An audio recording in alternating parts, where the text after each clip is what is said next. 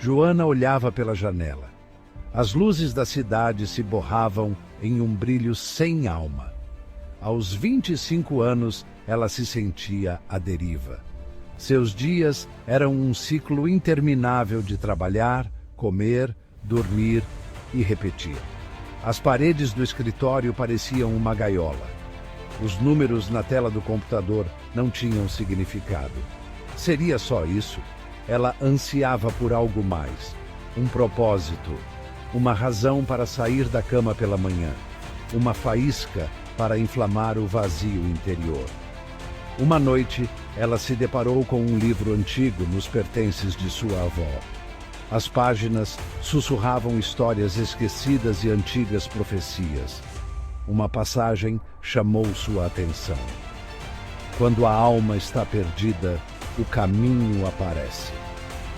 Naquela mesma noite, Joana se viu atraída por uma estrada sinuosa nos arredores da cidade. Era como se o livro a tivesse convocado. Ela nunca havia notado a estrada antes. Uma energia estranha pulsava das sombras. Algo lhe dizia que aquele não era um caminho comum. Era um portal. Sem hesitar, Joana deu um passo na escuridão. O ar ficou pesado. A temperatura caiu. O mundo como ela o conhecia desapareceu. A estrada sob seus pés tornou-se fria e irregular. Espinhos arranhavam seus tornozelos, incitando-a a seguir em frente.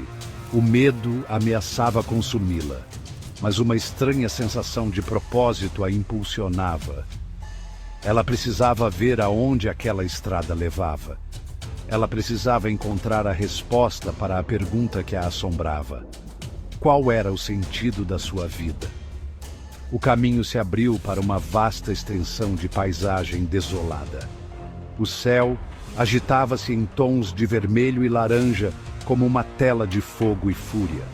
O ar era denso com o cheiro de enxofre. Ao longe, uma cidade queimava.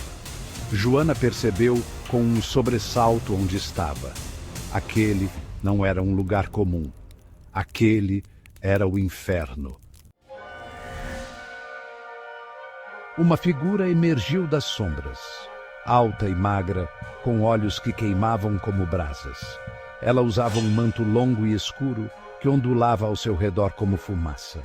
"Bem-vinda, Joana", a figura disse com voz rouca. "Eu estava esperando por você."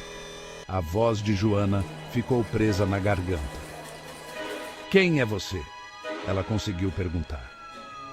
"Eu sou o seu guia", ele respondeu. "Estou aqui para lhe mostrar as consequências de uma vida vivida sem propósito." Com um gesto amplo, ele apontou para a cidade em chamas. "Isto", ele disse, "é o que acontece com aqueles que desperdiçam seu tempo na terra. Aqueles que escolhem a apatia em vez da ação. Aqueles que vivem e morrem sem nunca realmente experimentar a vida." Joana estremeceu. As palavras do guia tocaram fundo nela. Seria ela uma dessas almas? Seria este o seu destino? O guia conduziu Joana pela paisagem desolada. Eles passaram por rios de fogo, onde almas se contorciam em agonia, seus gritos ecoando pela escuridão. Eles viram montanhas de ossos, restos de vidas vividas em vão. Eles testemunharam a existência torturada daqueles que escolheram a ganância, a inveja e o ódio. Em cada círculo de tormento, Joana via um reflexo de sua própria vida. Às vezes, em que escolheu ficar em silêncio em vez de se manifestar. Os momentos em que se afastou daqueles que precisavam. As inúmeras oportunidades que desperdiçou, paralisada pelo medo e pela dúvida. Ela sempre se considerou uma boa pessoa. Nunca havia machucado ninguém intencionalmente. Mas, ao testemunhar o sofrimento ao seu redor, percebeu que a inação podia ser tão condenável quanto qualquer ato malicioso.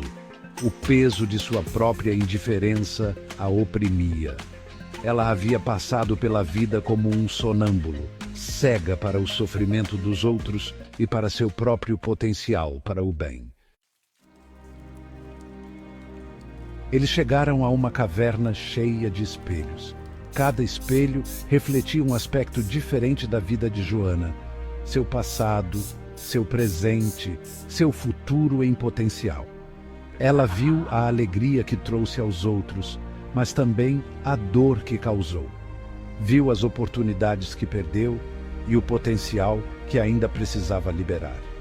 Este é o verdadeiro inferno, Joana, disse o guia. A prisão que criamos para nós mesmos com nossas escolhas, mas não é tarde demais para você. Você tem o poder de se libertar. Joana olhou para o seu reflexo. Viu o medo e a dúvida em seus olhos, mas também viu um vislumbre de algo mais. Uma faísca de esperança. Um anseio por algo mais. Pela primeira vez, Joana entendeu. Ela não era apenas uma peça de uma engrenagem. Ela era uma alma com um propósito. Ela tinha o poder de escolher um caminho diferente. Uma única lágrima rolou pela bochecha de Joana. Não era uma lágrima de desespero, mas de determinação. Ela havia visto as consequências de sua inação e se recusava a ser prisioneira de sua própria criação. Ela caiu de joelhos, o peso de seus erros passados pesando em seu coração. "O que posso fazer?" ela sussurrou. "Como posso consertar as coisas?" O guia colocou a mão em seu ombro.